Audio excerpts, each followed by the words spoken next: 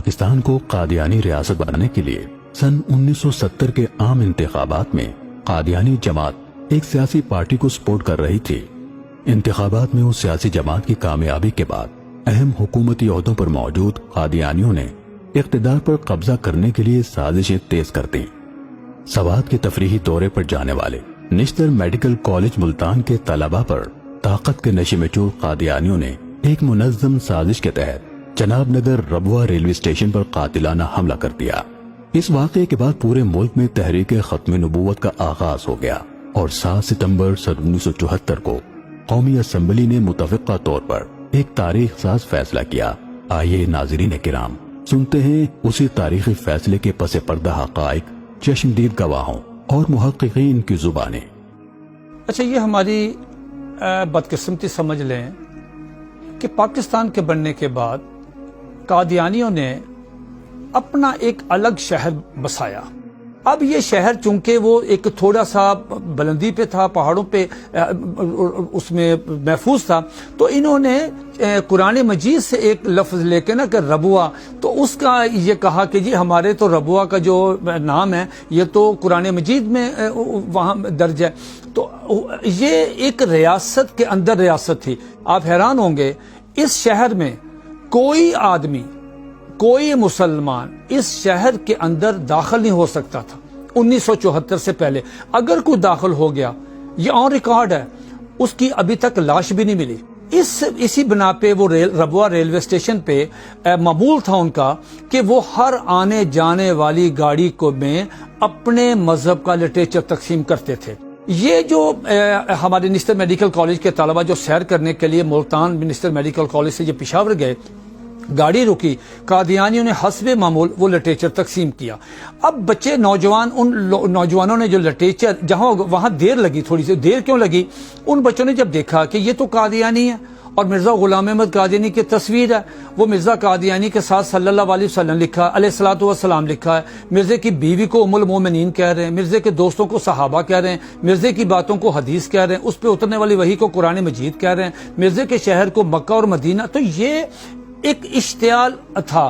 تو چاہے 2 منٹ تھے، ان بچوں نے آپس میں کہا یہ کیا یار، یہ ہمیں کیوں لٹریچر دے رہے ہیں؟ میں بطور صدر اسٹوڈنٹ یونین جو ہے وہ خود میں اس کی قیادت کر رہا تھا، کیونکہ بعض مصروفیات کی وجہ سے ہمارے ساتھ کوئی پروفیسر صاحبان تشریف نہیں لائے تھے۔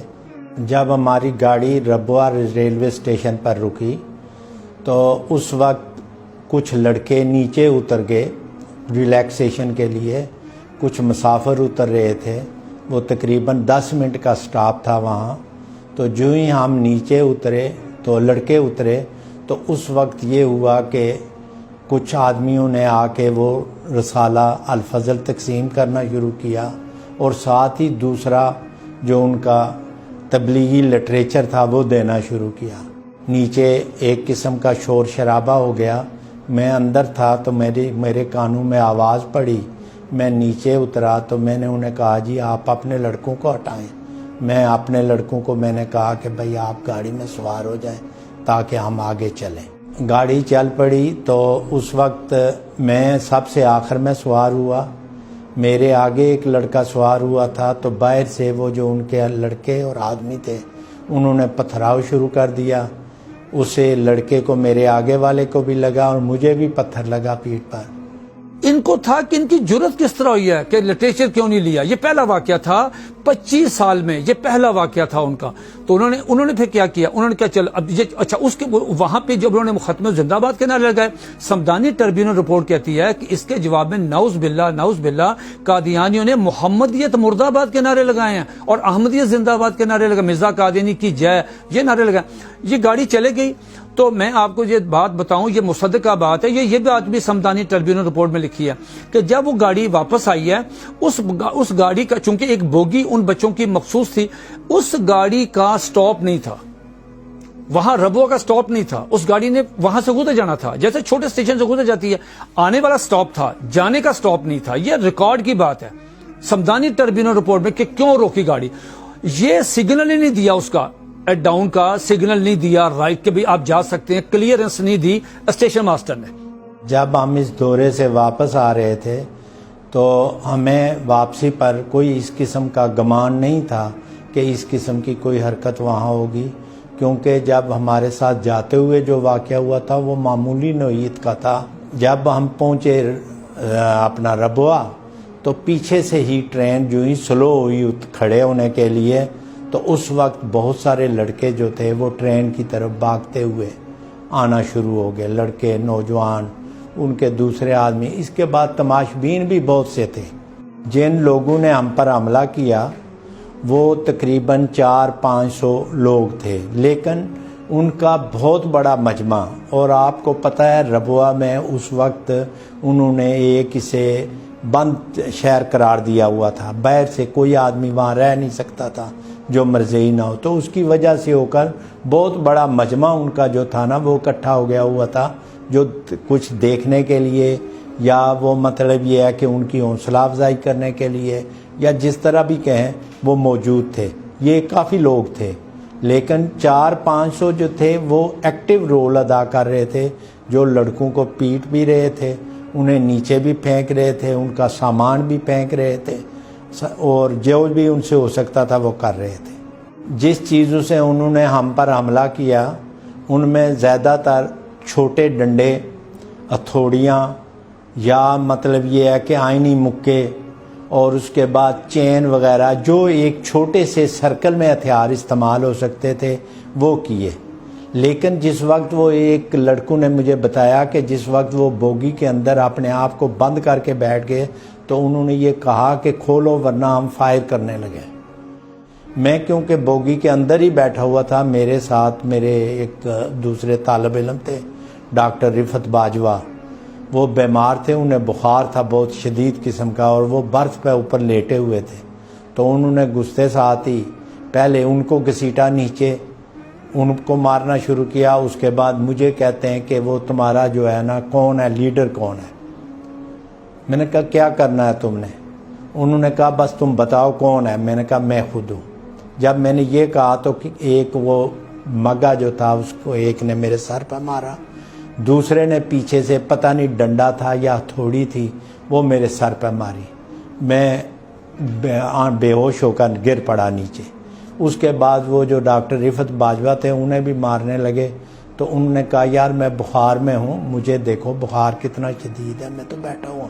انہوں نے اسی طرح مارا، وہ بھی تقریباً بے ہوش ہو کر نیچے گر پڑے، اور وہ بڑے اطمینان سے اپنی کارروائی کرتے رہے۔ کوئی ریلوے پولیس یا کوئی دوسرا کوئی ہماری مدد کو آیا ہو، کوئی نہیں آیا۔ جب تک انہوں نے اپنا مشن مکمل نہیں کیا اس وقت تک ہم ان کے رحم و کرم پر تھے۔ جب ٹرین چل پڑی تو پھر یہ ہے کہ ریلوے والوں نے اپنے طور پر فیصلہ آباد انفارم کیا کہ بھائی بات یہ ہے کہ یہ لڑکے اس طرح ان پر حملہ ہو گیا ہے، زخمی ہیں، تو وہاں آپ جو ہے ارینجمنٹ کر لیں ان کو فرسٹ ایڈ وغیرہ کا، بلکہ اگر یہ رکھنا بھی چاہیں تب زخمی ہیں لڑکے، بہت خون بہہ رہا ہے ان سے، اور سب کی حالت ٹھیک نہیں ہے۔ اچھا یہ دیکھیں، جب یہ سارا تشدد ہوا ان بچوں پہ تو ظاہر ہے انہوں نے اپنا سارا جو آپریشن کرنا تھا ان قادیانیوں نے وہ کر لیا۔ اتنا تشدد کرنے کے بعد کوئی ان کی مرہم پٹی، کوئی ان کو پانی نہیں، کوئی سی نے داد رسی نہیں کی۔ وہ 1 گھنٹے کا جتنا بھی سفر تھا وہ چناب نگر سے ربوہ سے، پرانا نام ربوہ، تو ربوہ سے وہ بچے جو ہیں بوگی میں، تو وہ اس سے پہلے ان کو اطلاع ہو چکی تھی فیصل آباد میں۔ وہاں پہ ہمارے حضرت مولانا تاج محمود رحمۃ اللہ علیہ جو ریلوے اسٹیشن کے خطیب بھی تھے، وہ خطیب ان کو بڑے مجاہد، ان کو پتہ چلا، وہ علماء کرام کو لے کے شہر میں اعلان ہو گیا، تو ایک کافی لوگوں کی تعداد ریلوے اسٹیشن پہ۔ اس کے بعد یہ ہوا کہ پورے پاکستان کی دینی اور سیاسی تمام مسالک کے کوئی تفریق نہیں، نہ سیاسی جماعتوں میں نہ مسالک میں، سب مسالک کے علماء کرام اکابرین رہنما وہ اکٹھے ہوئے، اور اس سلسلے میں انہوں نے کہا جی کہ ہم ایک لائحہ عمل تیار کریں۔ جتنے مسلمانوں کے فرقے تھے، قومیتیں تھیں، ہر ایک جا گیا، چاہے وہ سرکاری ملازم تھا، چاہے وہ کوئی عام دکاندار تھا، چاہے کوئی فوجی تھا، چاہے کوئی پولیس والا تھا، وہ سارے جا کے۔ دوسرا کہ سارے فرقے مسلمانوں کے وہ اس موضوع پر ایک ہو گئے تھے۔ مجھے یاد ہے کہ جب وہ 7 میں اس سے بادشاہی مسجد میں ایک بڑی ختم نبوت کانفرنس ہوئی تھی، تو ہر مکتبہ فکر کے لوگ اس میں موجود تھے، جو ان کی چوٹی کی قیادت تھی وہ وہاں موجود، نوابزادہ نصر اللہ موجود تھے، وہاں مفتی محمود موجود تھے، وہاں مولانا مودودی موجود تھے، وہاں جو ہے وہ جتنے مطلب یہ ہے کہ وہ غلام غوث ہزاروی صاحب موجود تھے۔ تو اس پہ فیصلہ یہ ہوا تحریک چلانے کا۔ تحریک چلی، تحریک میں دو چیزیں ہوئیں اس فائدہ۔ تحریک میں فائدہ یہ ہوا کہ ایک تو تحریک چلی کہ قادیانیوں کو غیر مسلم اقلیت قرار دیا جائے، اس پہ پھر بہت زیادہ جب احتجاج بڑھنے لگا اور قادیانیوں کا سوشل بائیکاٹ شروع ہوا تو اس پہ حنیف رامد جو ہے مجبور ہوا اور اس نے کہا جی ہم اس سانحہ کی ایک انکوائری کروا لیتے ہیں۔ وہ ہائی کورٹ کے جج تھے جسٹس سمدانی، ان کی سربراہی میں یک رکنی ٹربیونل ہے، انہوں نے پھر جا کے چناب نگر ریلوے اسٹیشن گواہوں کو بلایا جو تھے جن پہ تشدد ہوا، طالب علم آئے، موقع کے گواہ سارے، اس میں قادیانی بھی آئے، اس کا بیان بھی مرزا ناصر کا بیان بھی ریکارڈ ہوا۔ اس کے بعد دوسرا کام یہ ہوا، ہمارے جو سیاسی قائدین تھے انہوں نے یہ کیا کہ انہوں نے آئینی طریقہ اپنایا، اس میں بزرگوں کے تمام سیاسی لیڈروں کی مشاورت سے حضرت مولانا شاہ احمد نورانی صدیقی رحمۃ اللہ علیہ نے قومی اسمبلی میں قرارداد پیش کی کہ قادیانیوں کو غیر مسلم اقلیت قرار دیا جائے۔ اس قرارداد پہ کافی سارے ممبران اسمبلی کے سگنیچر تھے جو ریکوائرڈ ہوتے ہیں کہ قرارداد پیش کرنے کے بعد میں پھر حضرت مولانا مفتی محمود رحمۃ اللہ علیہ، مولانا نورانی رحمۃ اللہ علیہ اور دیگر جو حضرات تھے اسمبلی میں، ان کی مشاورت سے پھر بھٹو صاحب نے وہاں پہ ایک کرائیٹیریا قائم کر دیا کہ کوئی آدمی براہ راست سوال نہ کرے تاکہ یہ نہ ہو کہ کھچڑی نہ پک جائے۔ اس کو پھر اٹارنی جنرل یہ بختیار صاحب نے جو ہے وہ پلیٹ کیا اور وہی سوال کرتے تھے۔ پوری قومی اسمبلی جو تھی اس کو کمیٹی کی شکل دے دی کہ جو کوئی یہاں سیشن میں ہوگا وہ آپ کے سامنے، پھر آپ نے فیصلہ کرنا ہے کہ بھئی قادیانیوں کے متعلق جو بھی فیصلہ کرے گی وہ پوری قومی اسمبلی کرے گی۔ سوال یہ ہے کیا ریاست کو حق ہے کہ وہ کسی کو غیر مسلم قرار دے؟ میری گزارش یہ ہے کہ سب سے پہلے مسلمہ کذاب کو، طلحہ کو اور سجاح کو غیر مسلم قرار دے کر اس کے خلاف فیصلے کا اعلان صدیق اکبر نے کیا تھا، جو ہماری ریاست کے پہلے سربراہ تھے۔ وہ ریاستی فیصلہ تھا، ریاستی فوجیں گئی تھی، ریاست کا اعلان تھا۔ اسلامی ریاست جس کی بنیاد اسلام پر ہے، اسی کا حق ہے کہ وہ کسی کو کافر قرار دے۔ بھٹو صاحب نے یہاں پہ ایک تھوڑا سا یہ کیا، انہوں نے ہمارے بزرگوں کو اعتماد میں لیا، اپنے چیمبر میں بلایا اور ان سے کہا کہ دیکھیں یہ ہم ایک 90 سالہ مسئلہ حل کر رہے ہیں۔ تو بھٹو صاحب نے کہا کیا یہ ایسا ممکن ہے کہ ہم قادیانی جماعت کو، جنہوں نے خود درخواست بھی ہمیں کی ہے اس قرارداد پہ، تو کیا ہم ان کو بلا لیں، ان کا موقف سن لیں کہ وہ کیا کہتے ہیں؟ تو انہوں نے کہا جی ضرور بلائیں تاکہ ہم دیکھ لیں ان کو، مطلب کہ وہ کیا کہتے ہیں۔ تو چنانچہ حکومت نے باضابطہ طور پر ان کو دعوت دی اور وہ آگے۔ اچھا وہ بڑی تیاری کے ساتھ آئے، پوری ٹیم تھی، اور اس ٹیم میں آپ نام سنیں آپ حیران ہو جائیں گے کہ اتنا ان کے اپنے وہ جو مربی اور لرنرڈ، وہ سمجھتے تھے ہم بڑے بڑے لرنرڈ آدمی ہیں۔ تو مرزا ناصر جو ہے یہ جب قومی اسمبلی میں انٹر ہوا اس کو بلایا گیا کہ اپنا موقف آپ پیش کریں، لہٰذا اندر پھر ایک ڈیبیٹ ہوئی، 13 دن کی بحث ہوئی۔ اٹارنی جنرل نے ان سے جو سوالات کیے کسی ایک سوال کا جواب بھی وہ تسلی بخش نہیں دے سکے۔ 3200-3300 صفحے کی یہ رپورٹ جو ہے، چونکہ وہ جو اسمبلی کی کارروائی تھی یہ اس کو کنفیڈینشیل رکھا گیا۔ قادیانیوں کا کہنا یہ ہے کہ کارروائی کو خفیہ کیوں رکھا گیا؟ اس کی وجہ یہ ہے کہ ایک تو اسمبلی کی مرضی ہوتی ہے کون سی کارروائی ان کیمرہ ہو، کون سی آن کیمرہ ہو، اسمبلی کو وہ مسئلہ دیکھتے ہیں۔ اور ایک وجہ سمجھ میں آتی ہے کہ اس وقت ملک میں جو جذباتی فضا تھی، اگر وہ بحث پبلک کے سامنے آ جاتی تو شاید قادیانی غیر محفوظ ہو جاتے اور اشتعال بڑھتا۔ قادیانیوں کو محفوظ رکھنے کے لیے پبلک کے اشتعال سے اس کارروائی کو خفیہ رکھا گیا تاکہ پرامن طریقے سے بحث تکمیل تک پہنچے اور ملک میں کوئی نیا جھگڑا کھڑا نہ ہو۔ سوال یہ ہے کہ یک طرفہ کارروائی تھی۔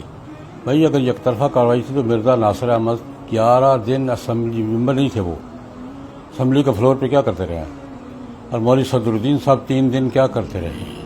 قادیانیوں کے سربراہ مرزا ناصر احمد اور لاہوریوں کے سربراہ مولوی صدر الدین اسمبلی کا ممبر نہ ہونے کے باوجود اسمبلی کے اجلاس میں شریک رہے ہیں اور پوری بحث میں شریک رہے. یہ کیا کرتے رہے ہیں بھائی؟ ان کا موقف سن کر سوال جواب کر کے پورا ایوان مطمئن ہو کر 14 دن بحث ہوتی رہی ہے. اس کے بعد فیصلہ ہوا. اس کو یک طرفہ کیسے کہا جا سکتا ہے؟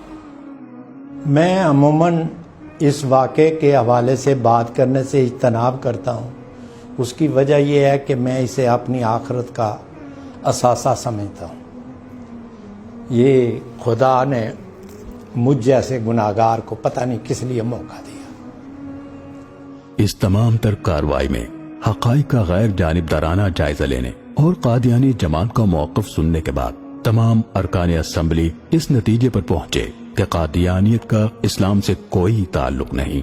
اور بالآخر وہ اہم ترین دن آ گیا جب 7 ستمبر سن 1974 کو قومی اسمبلی نے تاریخی فیصلہ دیتے ہوئے آئینی طور پر قادیانیوں کو ان کے تمام تر کفری عقائد کی بنا پر ہمیشہ کے لیے غیر مسلم اقلیت قرار دیا.